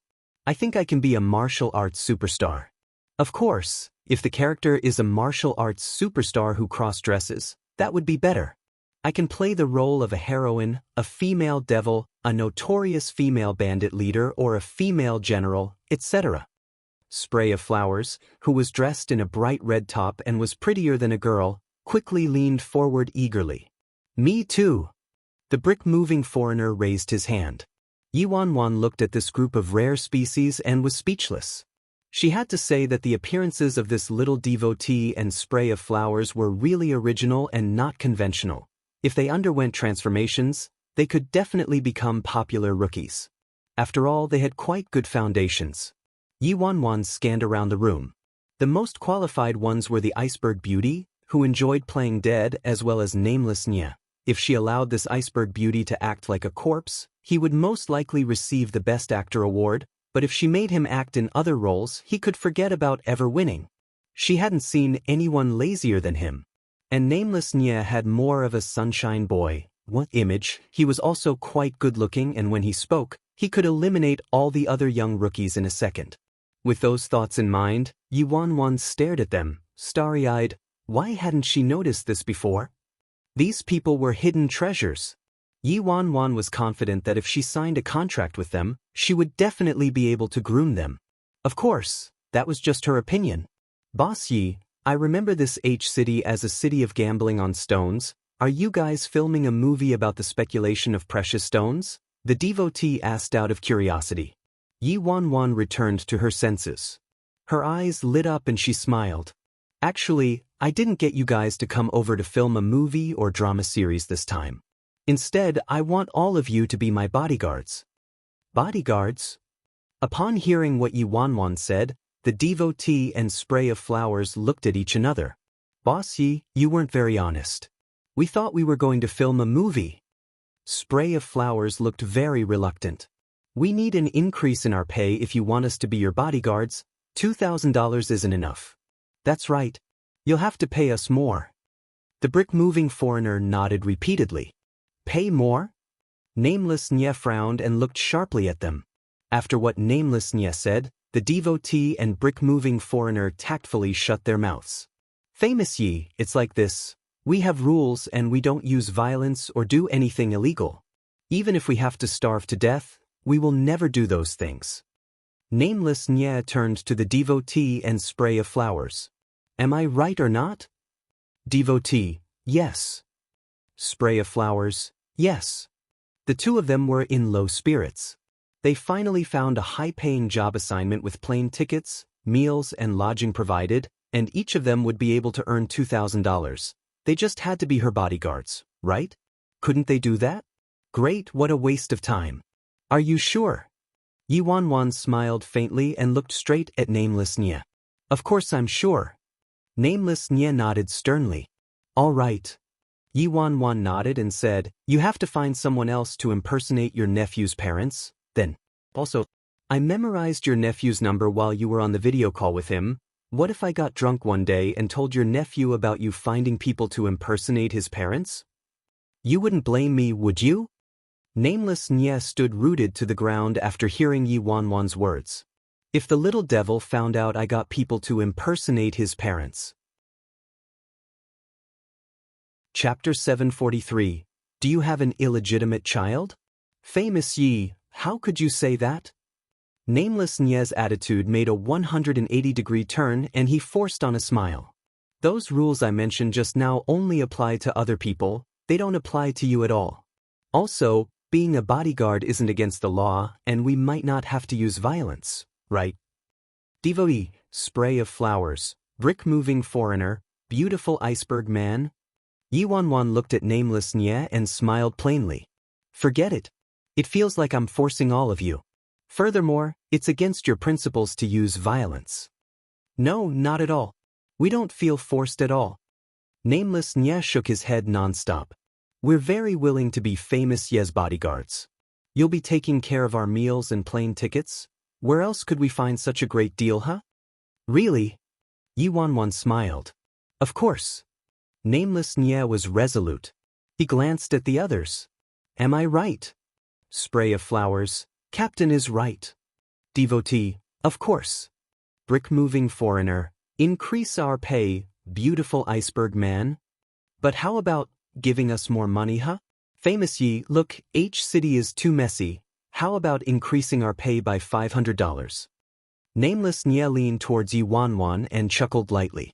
Initially, Yi Wanwan wanted to increase their pay by $1,000 each, but since Nameless Nye only asked for $500, she agreed to it. I came to H-City to speculate in precious stones. Yi Wanwan then told Nameless Nye and the others about the ins and outs of her visit there. After their discussion, Yi Wanwan arranged a suite for each of them at the same hotel. With each of them settled in their rooms, Yi Wanwan could finally relax. Actually, she asked Nameless Nye and the others to come along this time mainly to cheat. No, to save that gang of fugitives and rebels. Obviously, this would be quite complicated and Yi Wanwan planned to work on a nice speech before telling Nameless Nye and the others about it the next day. Otherwise, if she made any mistakes, Nameless Nye might bring up the issue of his principles again, unwilling to use violence and simply leave. That wasn't what she wanted at all. Late at night, Yi Wanwan laid on her bed and the image of that arrogant little boy appeared in her head subconsciously. That little face really puzzled Yi Wanwan. That child's attitude and mannerisms were too similar to Si Han's. Is it possible? Si Han is actually that wild man Nameless Nye mentioned, that little boy's father? The more Yi Wanwan thought about it, the more she felt that the two of them were two peas in a pod. Even the way they dressed and spoke were exactly the same. He can't be his illegitimate son, right? Yi Wanwan furrowed her brows and rolled around on the bed. She couldn't sleep at all and her mind started to wander. While Yi Wanwan was deep in thought, her phone rang. Si Han had sent her a text message. Si Han, are you asleep? Yi Wanwan typed a reply rapidly on her phone. Don't ask whether I'm asleep or not. I have something I need to ask you first. Si Han replied in seconds. Shoot. Yi Wanwan continued typing. Let me ask you, do you have any other women other than me? After she sent that message, her phone went silent for a moment. Ding! That was a notification informing her of a new message. Si Han replied, No. Yi Wanwan, you better think carefully. Maybe you even had an illegitimate son with a wild woman? Si Han. Si Han almost never used the ellipsis, but this ellipsis accurately represented how speechless he felt. Chapter 744. The Abandoned Little Devil Si Han. Bad dream? Other than that, he couldn't figure out why Yi Wanwan would have such a strange thought. Yi Wanwan hugged her phone and rolled around on the bed. Nah, I saw an adorable little boy today, but the main point is that the little boy had a similar temperament to you, cold, indifferent, insufferably arrogant, and it was as if the phrase, "stupid humans," was written all over his face, like speaking to other people would decrease his IQ. The two of you are remarkably alike. He's a little devil, so I almost thought you had an illegitimate child. Si-han, cold, indifferent, insufferably arrogant, devil? I'm dead meat. I accidentally revealed my true thoughts of Si-han. While describing how similar that little boy was to Si-han, she said he was cold and indifferent. It was equivalent to saying Si-han was like that. Yi Wanwan quickly tried to save herself. The point is that the little boy was really beautiful. It was as if he was carved out of jade, akin to the child of the goddess of mercy, who had such powerful genes to give birth to such a perfect-looking baby. Unless it's both of our genes combined, I feel like it would be impossible to give birth to such a beautiful little doll. Si-han, you want one? Yi Wanwan couldn't help but shiver when she recalled the little boy's small icy cold face from the video and his forbidding aura. Cough, nah, forget it, they're children, only other people's kids are fun to play with. But I don't mind if we just have to take care of them for a couple days. If Nameless Nya was serious, she really didn't mind giving it a go. If it was her own child, she wouldn't be able to tolerate it. This big devil was already a handful for her, and if a small one came along, would she ever have a peaceful day? Yi Wanwan, it's so late already. Why aren't you sleeping yet? After this period of recuperation, Si-han's sleeping pattern had been becoming more and more regular. Occasionally, even if Yi Wanwan wasn't around, Si-han would still able to sleep well. With proper rest, Si-han's temper was more stable and it had turned into a positive cycle. Si-han, preparing to. Imagining that low-pitched and hoarse cello-like voice on the other end of the phone, Yi Wanwan decided to give him a call. Do you want a bedtime story? Si-han, sure. Yi Wanwan cleared her throat and began her story. A long, long time ago, there was a little girl. Since her grandmother gave her a very nice red hat, everyone called her Little Red Riding Hood. One day, Little Red Riding Hood wanted to deliver a cake to her grandmother, but on the way there, she met a big gray wolf.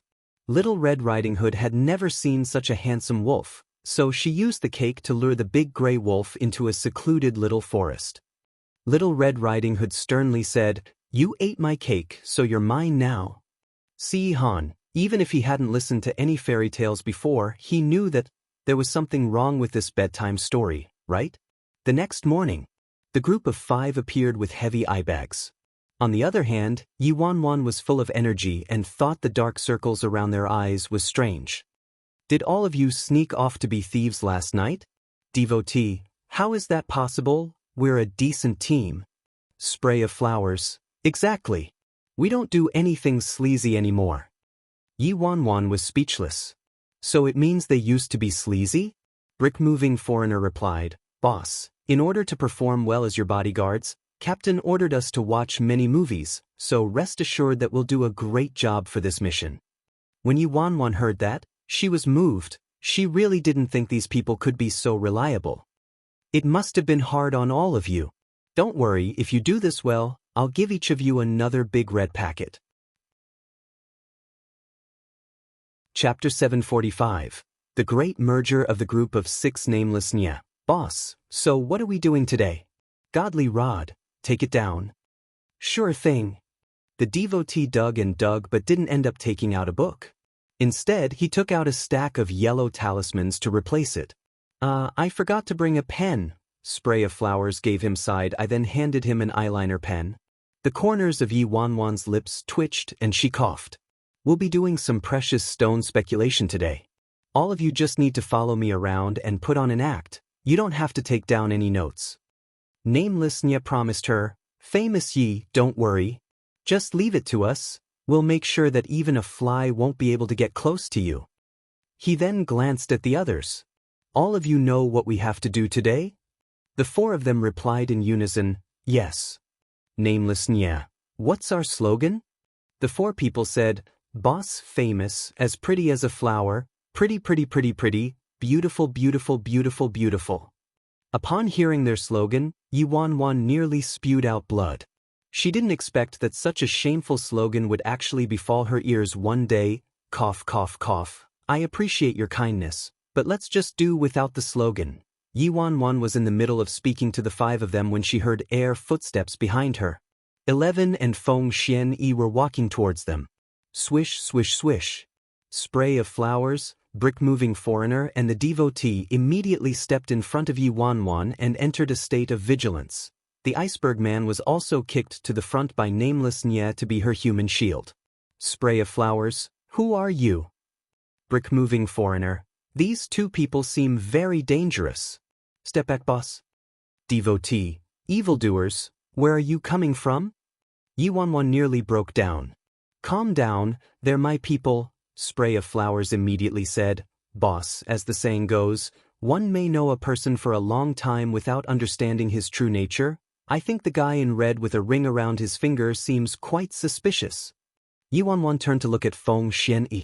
The uniform for the head captain of the dark team was dark red and the head captain was also wearing a vermilion bird ring. Yi Wanwan replied helplessly, "This is my disciple. I personally groomed him, don't be paranoid." Miss Wanman, these people are? 11 sized the 5 people up suspiciously. Feng Xianyi was also confused and lost. They're the personal bodyguards I hired. Yi Wanwan really didn't want to admit that she hired these people herself. When 11 heard that, he frowned. Bodyguards?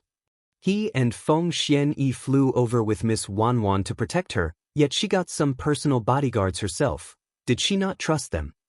Yi Wanwan knew at one glance what 11 was thinking, so she explained, "Don't overthink things. You know very well the situation I'm in right now, and if I overuse Si Han's people, it'll seem like I'm using powerful connections to intimidate people. It's much more convenient this way, and I have some personal matters to see to in a few days' time. It won't be convenient for you guys to come along for that." Yi Wanwan provided a simple explanation of her situation, then introduced them to each other. Just as she was about to bring them downstairs, Feng Xianyi, who hadn't spoken a word, stuttered, Miss Wanwan, what is it?" Yi Wanwan asked. "Feng Xianyi, you are urgent?" "I need to go to the toilet." "Oh, go on then. We'll gather at the lobby later," Yi Wanwan answered. "Yes." Feng Xianyi rushed towards the toilet in an instant. Across him, nameless Nye laughed. "Aya, boss, I suddenly realized I need to use the toilet too. Please excuse me." Sorry. Following that, the devotee fled as well. "I need to go to the toilet too." Spray of Flowers chased after them swiftly. Me too. Brick-moving foreigner, "Oh, then I shall go too." Chapter 746. It's most important for a family to stick together. Iceberg Man, I can still hold it in. Spray of Flowers returned and dragged Iceberg Man over. "Hubby, what are you standing there for? Quick, come over. It's important for a family to stick together." Yi Wanwan was speechless as she looked at the 6 of them rushing to the toilet. What the hell? Even guys like being accompanied to the toilet, huh? Yi Wanwan turned to 11 and asked, 11, are you going to the toilet too?" 11 started sweating. "Cough, I don't need to use the toilet. I'll go downstairs to check if Shui Li's side is ready." Yi Wanwan, Sure. At least someone is more normal around here." At the same time, at the men's toilet, Spray of Flowers forced Feng Xianyi to the corner with a sinister look. "Damn. Bloody stutter, we finally caught you. Captain, this traitor resorted to tricks and hid in the C family to take it easy. Do you even care about us?" The devotee went straight to the point and started to intimidate Feng Xian. Where's the money? Take it out quickly. The salary of a dark team captain should be pretty high, right?" Spray of Flowers glared at the Iceberg Man. "Idiot, why aren't you helping?" Iceberg Man, I'm no match for him. "You useless man. Little sweetie, come over." Spray of Flowers turned to the brick-moving foreigner. Brick-moving foreigner pondered for a moment. "Although I can beat him, I don't dare." Spray of Flowers raged. "With the captain's backing, what are you afraid of? Also, he's the one who broke the rules first." Brick-moving foreigner glanced at the captain and Feng Xian. "Are you sure the captain is willing to back us up?" "Of course I."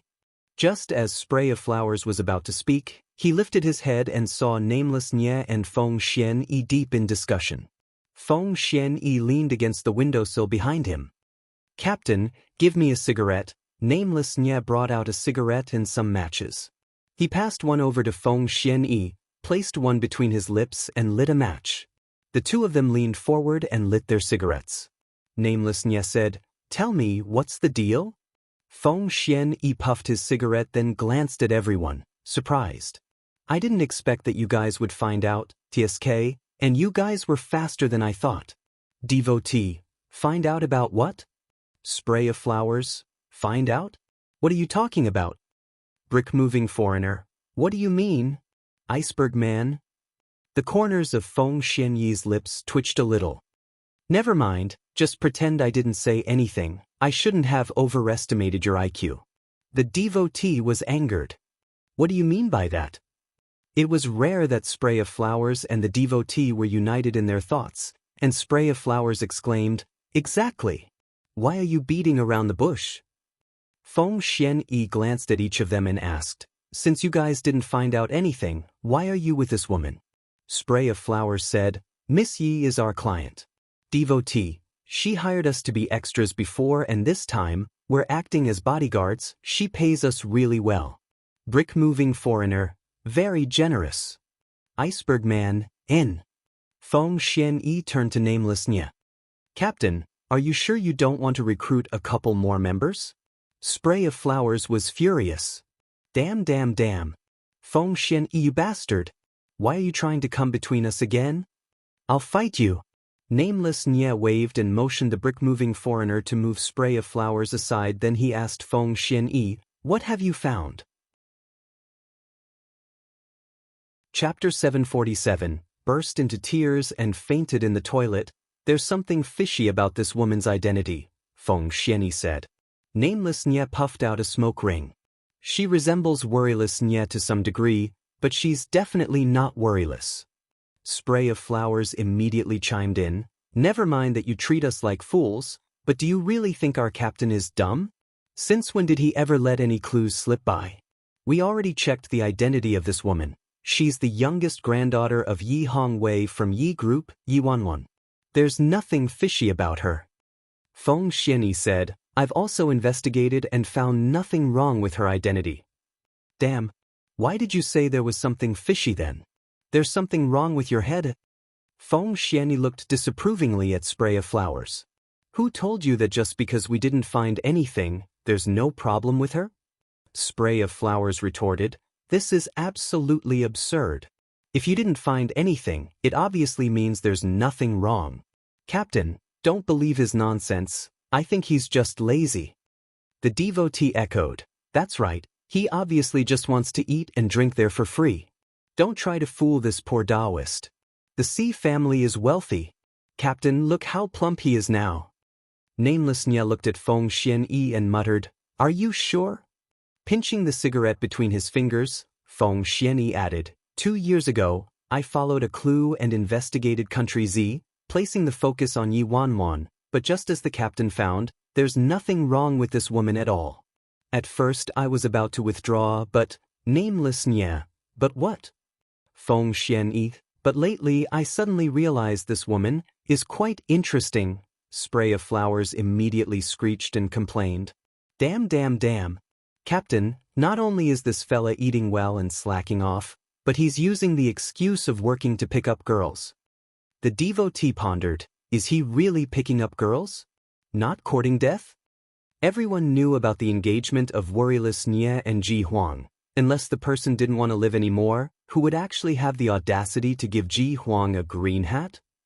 Ignoring them, Feng Xianyi continued, "This woman can fight quite well. Although she's just a little better than those useless dark team guards, she can discover the weaknesses of others with one glance. This is quite interesting. Do you think an ordinary young missy like her could be so skilled and have such great perception that she could even coach the Xi family's dark team? How is this normal?" Feng Xianyi spilled the details of his investigation to the 5 of them. None of them said a word. News relating to the Xi family was heavily guarded. If it wasn't for Feng Xianyi telling them about this, None of them would have ever found out that this delicately pretty girl actually possessed such skills. Nameless Nia. With abnormalities, she should be considered a demon. Feng Xianyi smiled. Exactly. Spray of Flowers was unconvinced. She just defeated some trash, right?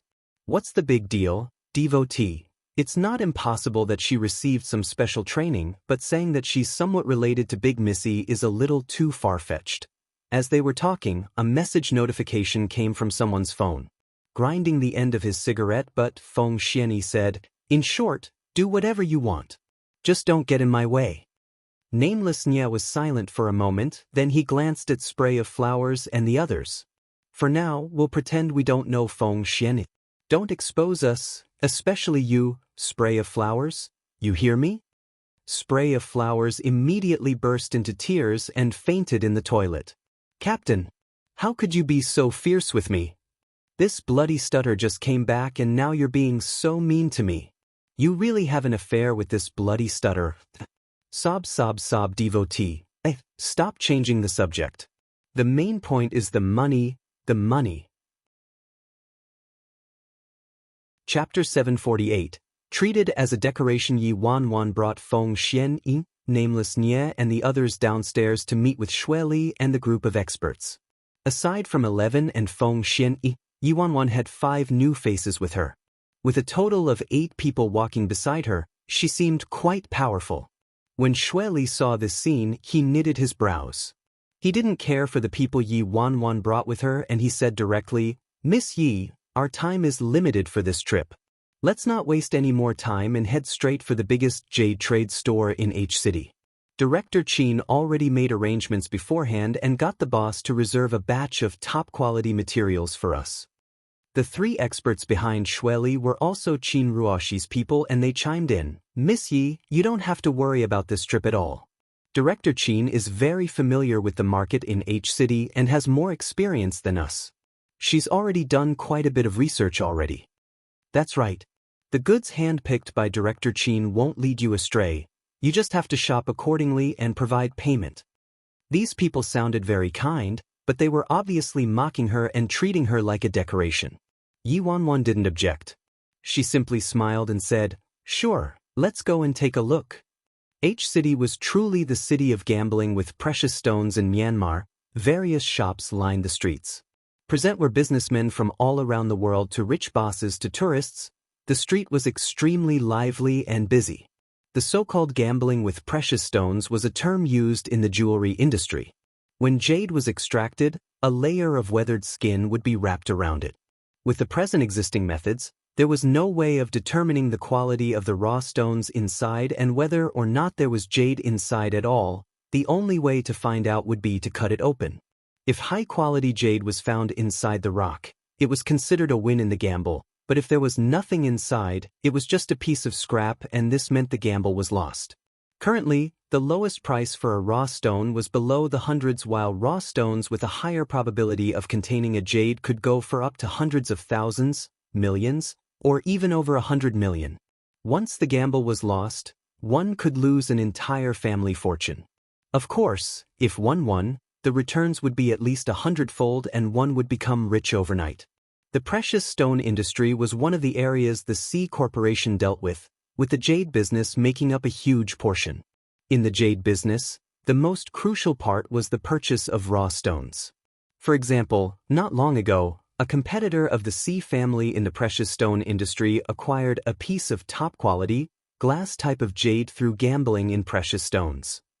It was invaluable and they shot to fame very quickly, attracting many first-rate clients. Seeing that Yi Wanwan was looking around, a hint of disdain flashed in Xue Li's eyes. "Miss Yi, you don't have to look at all these little shops here. Many of them are counterfeit. They make fake outer layers and stick a piece of glass inside then paint it over, pretending that the rocks are weathered. Not to mention their inferior quality, you don't know anything about this industry at all, you'll be cheated easily." With Xue Li leading the way, the group of people arrived at the largest jade trade store in H City, Hui Chui Workshop. At the spacious and well-lit hall downstairs, the shelves were stocked with stones of all sizes and many people were holding magnifying glasses and flashlights while examining the stones carefully. The moment Yi Wanwan and the others entered, a sharp-eyed shop assistant stepped forward immediately and welcomed them enthusiastically. "Oh, Mr. Shui, you're here. Quick, come in." Shui Li and Qin Ruoshi had been to the store multiple times before, and the shop assistant recognized him instantly. He knew Shui Li was working for the top management of C Corporation in Country Z, so he was obviously very attentive towards him. Seeing that Shui Li had a very beautiful lady with him this time, the shop assistant couldn't help but stare for a bit. Of course, he didn't want to be nosy and ask about her. Chapter 749. Brutal, please take a seat here. Our boss has been waiting for all of you, so I'll go get him right away. The shop assistant asked someone to make tea while he jogged upstairs to get his boss. Yi Wanwan noticed the devotee's eyes were sparkling from the beginning. "Want to give it a go?" Yi Wanwan laughed. Nameless Nye glanced at the devotee and said sternly, "We prohibit all sorts of gambling." The devotee echoed, "You're joking. How could a graceful and refined person like me be interested in gambling?" Brick-moving foreigner scratched his head and asked, "Aren't we shady people?" Spray of Flowers smiled widely. "Little sweetie, what nonsense are you talking about?" Yi Wanwan burst out in laughter. When it came to trading in precious stones, it was 30% skill and 70% luck. Apart from having experience, luck was also very important. As for her, she probably didn't have either. She only started to cram relevant information into her head recently. She didn't have a drop of luck, and this was a brutal business. In order to prevent the five of them from goofing around, Yi Wanwan instructed them to have some tea by the side and avoid doing anything without her instructions. After waiting for some time, a man in his 40s or 50s dressed in a brown tang suit walked down the stairs. When he saw Shui Li and the group of experts, the boss of Hui Chui Workshop smiled and cupped his hands. "Mr. Shui, it's been a long time since we last met. You came all the way here. Please excuse me for not coming down sooner." Shui Li smiled and said politely, "Boss Ho, we've known each other for some time already. You don't have to be so formal with me." After Shui Li and the group of experts greeted the boss glanced behind Shui Li and asked with a doubtful look, "Where is Miss Qin? Why didn't she come along with you this time?" Shui Li glanced plainly at Yi Wanwan and introduced her to the boss. "For this trip, we have our chairman's assistant with us, Yi Wan. Miss Yi.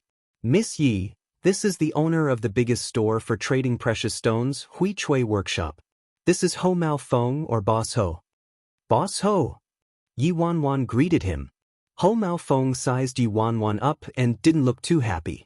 "Mr. Shui, I've always worked with Miss Qin, so why was there a sudden change? I've reserved this batch of goods only for the sake of Miss Qin, and even when Boss Huang came over personally to ask for it, I didn't give it to him.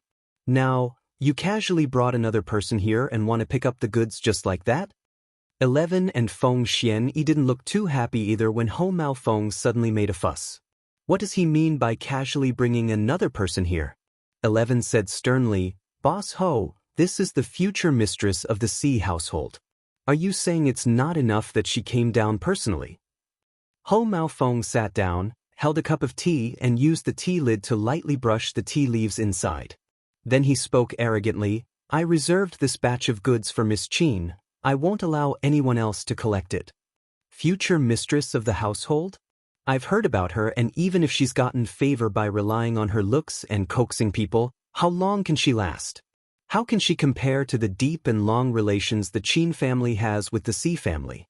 One of them is the genuine mistress of the household while the other is just a casual lover. How are they the same? Furthermore, the jade trade in Myanmar is my turf. Even the C family has to give me face when they show up here. If they want the best raw stones, they can only get them from me. Chapter 750. Lose her life savings. When Shui Li saw that Ho Mao Feng wasn't going to give in, he glanced unpleasantly at Yi Wanwan. If she hadn't forcefully snatched this task away from Qin Ruoshi, this wouldn't have happened. At this moment, the three experts were anxious. They took turns trying to persuade Ho Mao Feng, but he was completely unmoved. The three of them seemed to blame Yi Wanwan for it and said, "Boss Ho, this batch of raw stones is indeed very rare. I saw a fraction of what the stone may contain through the small window that was polished off, and it's top-quality glass jade. It's highly possible that it will be a jadeite of the highest quality or be fully green. It's not only Boss Huang but even our competitor is fighting for it. It took a great deal of effort from Director Qin to convince Ho Maofeng to reserve it for us.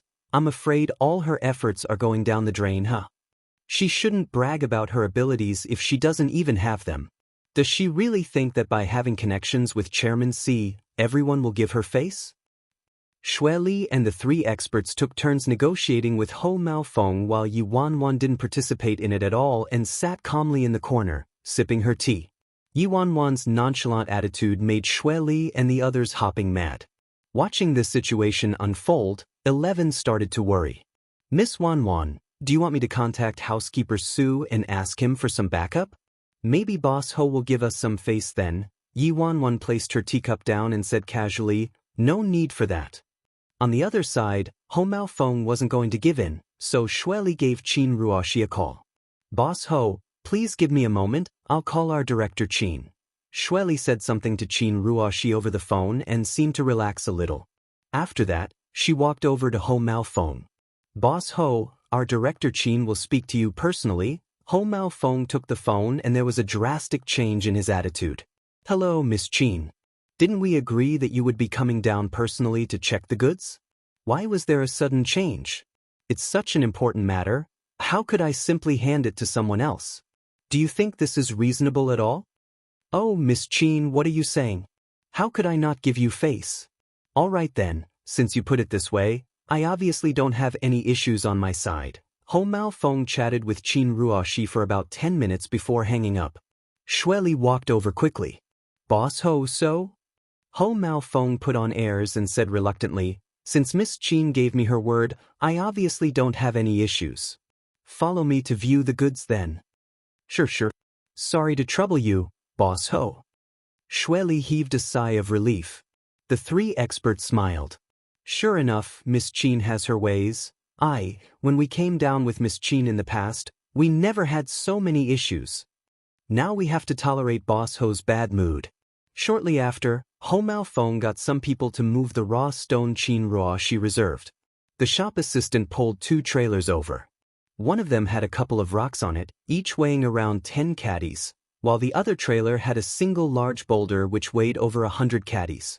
There were only 2 things to look for when gambling in precious stones. First, the type of rock, commonly known as the grade of the raw stone, and secondly, the origin of the raw stone. Generally, if it looked good and came from a reliable origin, there was usually a higher chance of it being green. And the only way to determine this was through experience. Yi Wanwan did some homework lately and could tell this material came from the Hui Ka origin. Most materials that originated from there were like gray elephant skin. Oh, so it was this piece of rock. The rock that caused Qin Ruoxi to lose her life savings. Chapter 751. Who said I wanted it?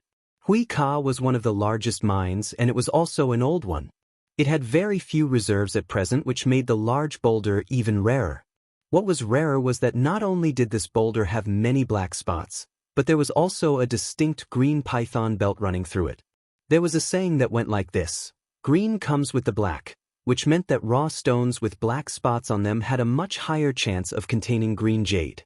As for the python, the majority of them were formed from hard jade minerals that made up the jadeite. Hence, it often protruded and formed a multicolored belt. There were many different kinds of python belts, and each kind represented the type of jade that might appear. But as long as there was a python belt, it meant there was indeed jadeite inside. Looking proud, Ho Maofeng pointed at the 2 piles of stones and explained delightfully, I spent a large amount of money to clean this pile of black sand. For this big one here, you can already see a tiny window. For those who are in the know, I don't have to say much about it. You may go ahead and take a look at it. It's a fantastic stone that originated from Hui Ka, so it's absolutely one of the finest materials. If it wasn't for Miss Qin, I would have kept it for myself. Xue Li cupped his hands to show his appreciation. In fear of any more misfortunes, he hastily asked, Thank you, Boss Ho. Boss Ho, just name us a price, and we'll deal with payment immediately. Ho Maofeng reluctantly asked his shop assistant to bring the account book over and negotiated the price with Xue Li and the group of experts. The devotee suddenly appeared in front of Yi Wanwan.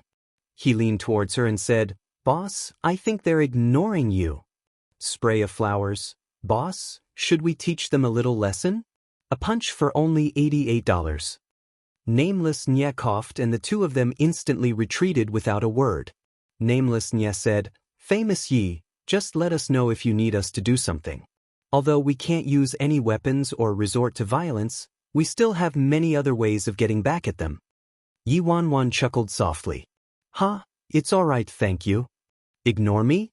I'm afraid that's impossible. Without her signature, the money wouldn't be paid out."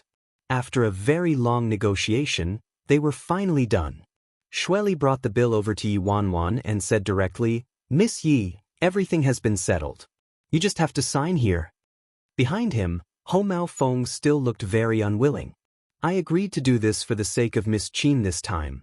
If you casually bring other people here again, I won't be so easygoing." "No problem, Boss Ho." "No problem." "Miss Yi, hurry up. This is a top-quality raw stone. The price is very fair and there are so many people interested, but Boss Ho didn't sell it to them." Yi Wanwan casually took a sip of tea and placed her teacup on the table lightly. Then her eyes swept across Xue Li and the others who were rushing her to sign the bill, including the reluctant Ho Maofeng, and she said indifferently, "Sign? Sign what?" Xue Li's face turned gloomy. Obviously this bill to purchase the raw stone. Yi Wanwan knitted her brows. "Who said, I'm buying these raw stones?" Upon hearing what Yi Wanwan said, everyone was stunned. Xue Li's face was completely black. "Miss Yi, what do you mean? You're not buying it?" Yi Wanwan smiled faintly and said slowly, "From the beginning, you guys were the only ones who wanted to buy it, and it was also you, Deputy Director Xue, who insisted on coming to this store. I merely followed you to take a look. Who said I want to buy from this store?" Xue Li was in complete disbelief. "You?" Ho Maofeng's expression changed completely. "Xue Li, what is the meaning of this? After so many hours here, all of you were just fooling with me?" You're tuning in to the Passion Pages YouTube channel. We're so grateful for your support, and don't forget to subscribe to join us on this incredible journey through captivating stories. Your generosity through donations truly makes a world of difference, as it's the primary source of revenue that allows me to expand and enhance this channel for you. Thank you from the bottom of my heart for being a part of this adventure.